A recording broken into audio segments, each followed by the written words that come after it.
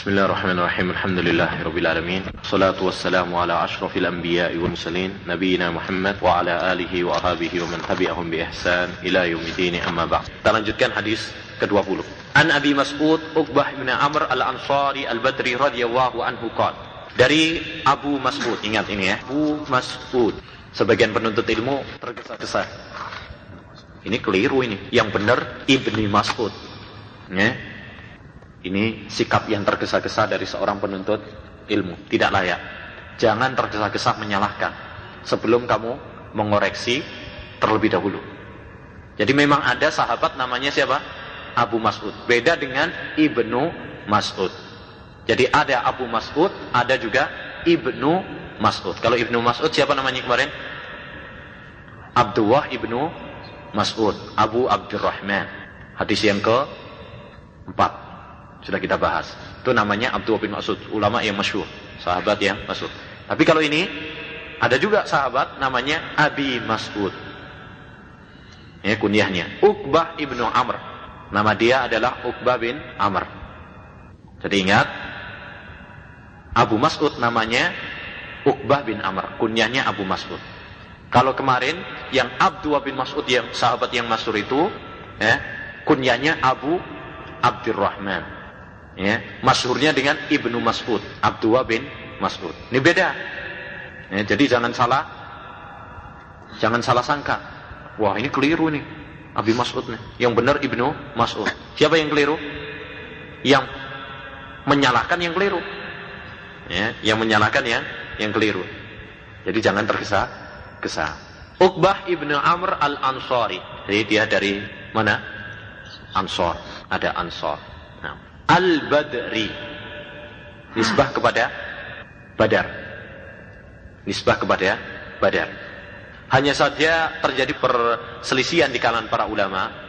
Apakah Al-Badri ini nisbah kepada perang Badar? Artinya dia ikut perang Badar, ataukah Al-Badri maksudnya dia pernah singgah di Badar, di tempat yakni Badar. Badar itu kan satu tempat ya, tempat di mana Nabi SAW dulu perang di sana, perang pertama kali yang terbesar dalam Islam, yaitu perang Badar, di mana ya 300 melawan berapa? 1000 pasukan. Bayangkan 300 pasukan melawan 1000 pasukan. Ya, berapa itu? 1 lawan 3 lebih, 3,5. 1 orang lawan 3,5, coba bayangkan. Tapi Allah SWT akan memberikan pertolongan kepada hambanya. Dan ini menunjukkan kepada kita bahwasanya pertolongan itu bukan dengan banyaknya personil, sekalipun itu sebab juga. Tapi yang terpenting bukan itu. Yang terpenting adalah keimanan kepada Allah SWT. Barang siapa yang menolong Allah SWT, menolong syariatnya, menolong agamanya, maka Allah akan menolong. Jadi ada perselisihan pendapat di kalangan para ulama, apakah Badri ini nisbah kepada perang Badar, di mana berarti Abu Mas'ud ini ikut perang Badar, ataukah nisbah kepada Badar, ya, yakni dia itu singgah di Badar saja, tapi bukan ikut perang Badar. Mayoritas ulama mengatakan yang kedua, yakni dia itu cuma singgah di Badar, tapi tidak ikut perang Badar. Ini pendapat mayoritas ulama. Tapi antum juga harus tahu pendapat yang kedua, yaitu pendapat Imam Al-Bukhari dan juga Imam Muslim, yang mengatakan bahwasanya beliau juga termasuk ikut perang Badar. Ya, perang Badar. Berarti ada berapa? 2 pendapat. Pendapat yang pertama, pendapat jumhur, mayoritas ulama mengatakan bahwasanya Badri nisbah kepada Badar. Artinya dia singgah di Badar saja. Pernah singgah di sana sehingga dinisbahkan kepada Badar. Ada yang kedua, yaitu apa? Al-Badri yakni ikut perang Badar. Dan ini dikuatkan oleh Imam Al-Bukhari dan Muslim. Wallahu a'lam. Qal, dia ikut perang Badar atau tidak ikut perang Badar, ini tidak penting bagi kita, tapi moga-moga saja pendapat yang kedua ini lebih kuat. Ya, pendapat Imam Bukhari dan Muslim. Qala, beliau berkata, Rasulullah SAW bersabda, Inna mimma adrakan nasu min kalamin nubuwatil ula. Inna, huruf nasab, taukid, nasakh, ya, taukid. Sesungguhnya Mimma dari kata min sama ma. Min di sini litab'id, di antara, sebagian. Ya. Min di antara ma, apa? Adrakan nasu, yang didapati oleh manusia. Min kalamin nubuwatil ula, dari ucapan kenabian terdahulu. Apa maksudnya? Maksudnya adalah di antara ucapan yang diwarisi, ya, oleh para nabi, ya, sampai sekarang. Jadi ucapan yang berpindah dari nabi ke nabi sampai kepada siapa? Nabi Muhammad SAW. Ya, ucapan tersebut apa? Turun temurun. Ya, dari nabi ke nabi sampai Nabi Muhammad SAW. Ucapan tersebut apa? Idza lam tastahi fasna ma syi'ta. Kalau kamu tidak malu, maka berbuatlah sesukamu. Ya. Jadi di antara ucapan kenabian terdahulu yang turun temurun, yang didapati oleh manusia sampai sekarang ini, turun temurun dari nabi dulu sampai sekarang, ya, adalah apa? Idza lam tastahi, kalau kamu tidak malu, maka berbuatlah sesukamu. Baik, paham ini maksud hadis ya? Inna mimma adrakan nasu min kalamin nubuwatil ula. Sesungguhnya di antara apa yang didapati manusia dari ucapan kenabian terdahulu. Maksudnya ucapan ini, yaitu ucapan apa? Kalau kamu tidak malu, maka berbuatlah sesukamu. Ucapan ini adalah turun temurun dari mulai nabi dulu sampai nabi dulu, maksudnya sebelum Nabi Muhammad SAW. Ya, ucapan ini turun temurun dari satu nabi ke nabi berikutnya sampai kepada Nabi Muhammad SAW. Paham ini ya? Kalimat ini adalah kalimat warisan dari nabi-nabi terdahulu yang turun temurun sehingga sampailah kepada Nabi Muhammad SAW. Berarti kalimat ini sejak dulu, sejak nabi-nabi dulu sampai kemudian apa? Nabi kita Muhammad SAW. Jelas? Nah, jadi inna mimma adrakan nasu min kalamin nubuwatil ula idza lam tastahi fasna ma syi'ta. Hadis ini jelas. Ya, isinya adalah tentang sifat apa? Malu. Ya, sifat malu. Oleh karena itu akan kita bahas insyaallah taala tentang apa itu malu dan apa hukumnya, keutamaannya insyaallah taala. Malu dalam bahasa Arab namanya al-haya. Ya, secara bahasa adalah taghyirun wa inkisar. Ya, perubahan. Ya, perubahan.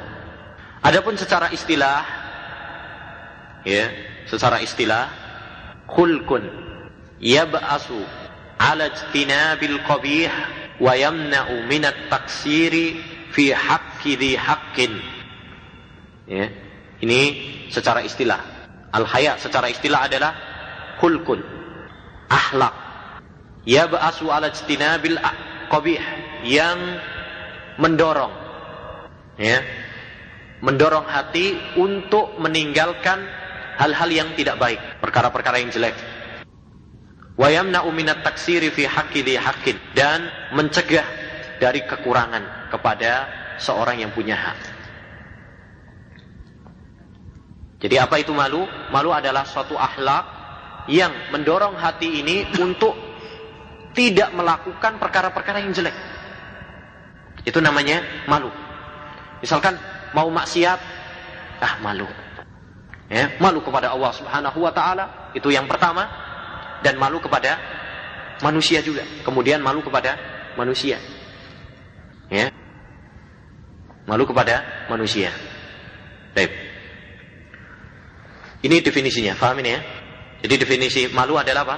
Suatu akhlak yang mendorong hati untuk mencegah, ya, mencegah atau untuk menjauhi, ya, menjauhi perkara-perkara yang jelek, ya, perkara-perkara yang jelek.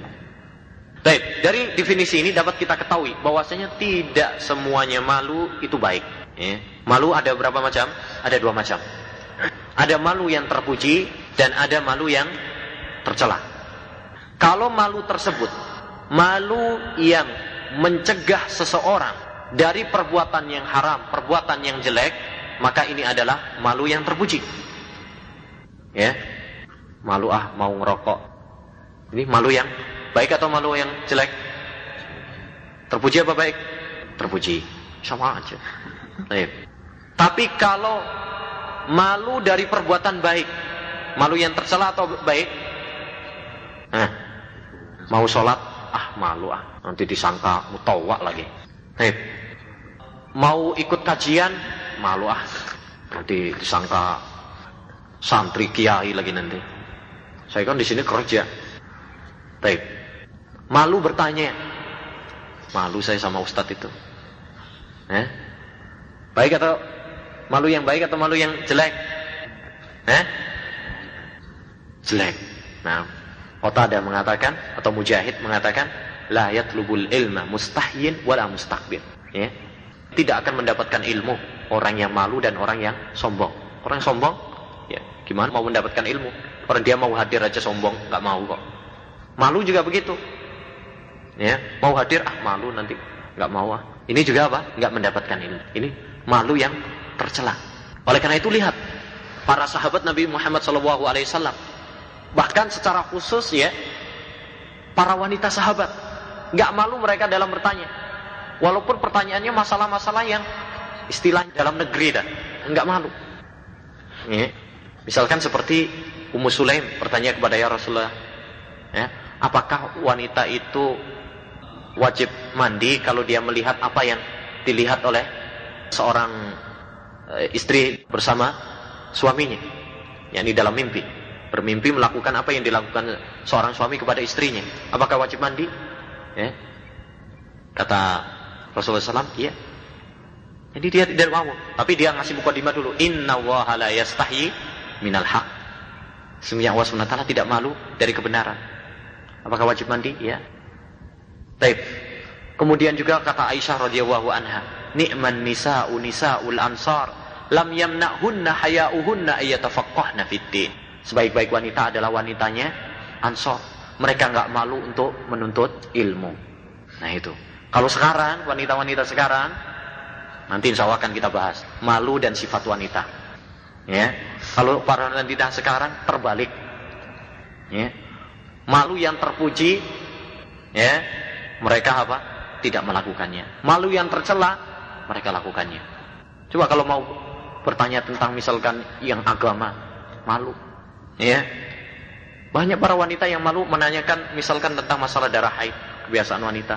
Padahal darah haid sangat berkaitan tentang hukum-hukum agama, sholatnya, puasanya. Mau nanya, malu. Kan gitu. Tapi kalau yang seharusnya malu, kebanyakan wanita malah nggak malu. Ngobrol, ya, sama laki yang tidak halal baginya, ya. Bahkan, sebagaimana antum tahu di negeri kita, kebebasan begitu bebas, ya. Bahkan sekarang mejeng pakai apa namanya, sepeda motor udah biasa, gitu kan? Nggak punya malu lagi. Bahkan orang tua anehnya kadang seneng, wah laris juga anak saya. Ini kenyataan ya kawan. Jadi malunya terbalik. Malunya apa? Terbalik. Tapi nanti insya Allah akan kita bahas tentang wanita dan sifat malu. Jadi ini paham ini ya. Makna hadis ini yang pertama adalah apa? Definisi malu sudah kita bahas. Kemudian macam-macam malu tadi ada 2. Ya. Kalau malu tersebut mendorong kita untuk mencegah kita dari melakukan hal yang tidak baik, maka ini malu yang terpuji. Tapi kalau malu dari perbuatan yang baik, ini adalah malu yang jelek, malu yang tercela. Bukan ini malu yang dianjurkan oleh Allah Subhanahu wa taala dan Rasulnya. Baik, kemudian harus antum ketahui juga bahwasanya sifat malu ini ada yang bersifat jibiliyah, asli. Memang anaknya memang sejak dulu apa? Pemalu. Sejak aslinya memang pemalu. Ada ya, sebagian orang itu memang mungkin dari keluarga atau dari lingkungan yang memang yang baik, ya, sehingga sifat malu sudah terbawa oleh dirinya sejak apa? Sejak kecil, sejak aslinya. Ini disebut dengan apa? Sifat jibiliyah. Jadi malu yang asli, ya, sifat jibiliyah. Dan ini yang dikatakan oleh Nabi SAW kepada Asaj Abdul Qais, inna fika la khoslataini yuhibbuhum al-hilmu wal anah. Ya. Sesungguhnya pada diri kamu itu terdapat dua perangai yang dicintai oleh Allah Subhanahu wa taala, yaitu malu dan sifat hati-hati. Ini ada. Terus dia tanya, "Wahai Rasulullah, apakah ini memang asli pada diri saya ataukah tidak?" Kata Nabi, "Memang itu asli pada diri kamu." Itu yang pertama. Yang kedua, ada sifat malu ini yang bersifat muktasabah, yang perlu apa muktasabah itu? Yang perlu usaha. Aslinya dia biasanya dulu nggak punya sifat malu, tapi karena mendengar hadis seperti ini, kemudian dengan hadis-hadis yang lain, akhirnya dia apa? Berusaha ya untuk memperbaiki dirinya dan berusaha untuk memiliki sifat malu. Ini berarti apa? Sifat malu yang diusahakan. Ya. Hal ini ya ikhwani memberikan kepada kita faedah bahwasanya akhlak itu perlu usaha. Akhlak itu perlu usaha. Akhlak yang baik perlu usaha. Ya. Jangan seperti pendapat sebagian orang mengatakan, "Ya memang saya seperti ini akhlaknya kok." Mau kamu yang baik dikit, memang saya seperti dari sononya seperti gini kok. Ya. Jangan. Ya, akhlak bisa diperbaiki. Kalau memang itu akhlak yang tidak baik, perbaiki. Ya, demikian juga sifat malu. Ya. Sifat malu bisa diperbaiki.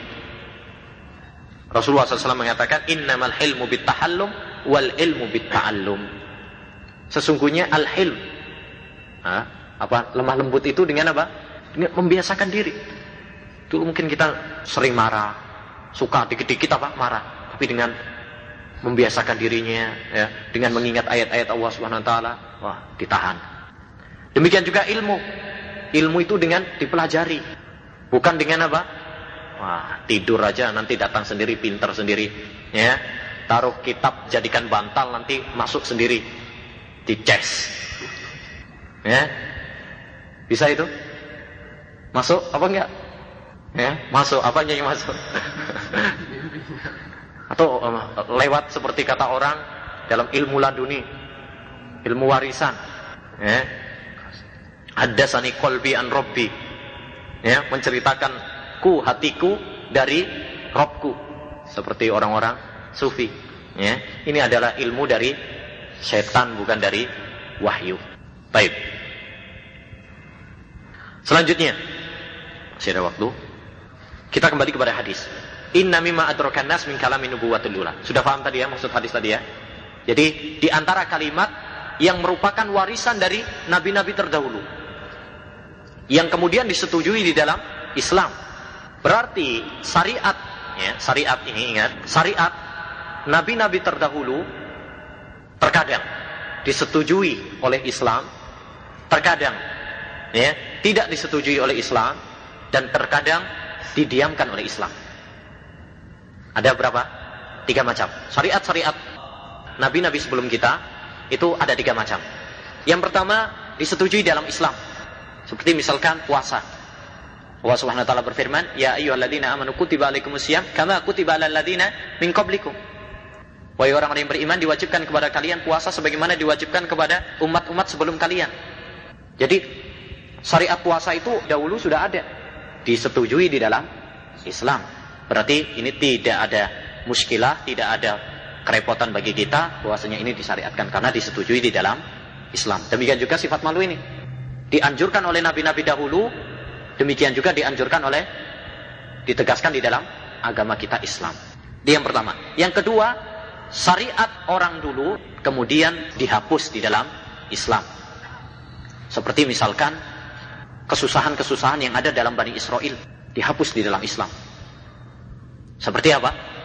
Syariat orang dulu, ya, syariat orang dulu, kalau bajunya kena najis maka dipotong. Kalau kena najis ini misalkan digunting nih. Kalau ternyata misalkan najisnya lebar, ya dipotong semuanya. Tapi ini susah atau mudah? Susah. Lah kalau sering kena dibunuh oleh rame-rame orang, semuanya suruh bunuh. Kalau Islam, dalam Islam enggak, ini dihapus. Udah. Kalau memang membunuh apa? Maka dikisos. Kemudian syariat orang dulu kemudian didiamkan. nggak disetujui, nggak juga nggak diingkari. Nggak disetujui, nggak juga diingkari. Maka apa hukumnya? Hukumnya adalah di sini. Kalau yang pertama tadi jelas disyariatkan dalam Islam. Yang kedua, tidak. Yang menjadi patokan adalah apa? Islam. Yang ketiga, ada perselisihan di kalangan para ulama. Ada yang mengatakan tidak dianggap. Ada yang kedua dianggap. Pendapat yang kuat adalah dianggap. Jadi diamalkan. Kalau syariat terlebih dahulu tetap diamalkan selagi tidak ada dalil yang melarangnya di dalam agama kita. Jadi aslinya apa yang diceritakan oleh Allah SWT pada nabi-nabi terdahulu itu juga merupakan apa? Syariat kita. Karena Allah SWT tatkala menceritakannya dan tidak mengingkarinya, itu pertanda adalah persetujuan.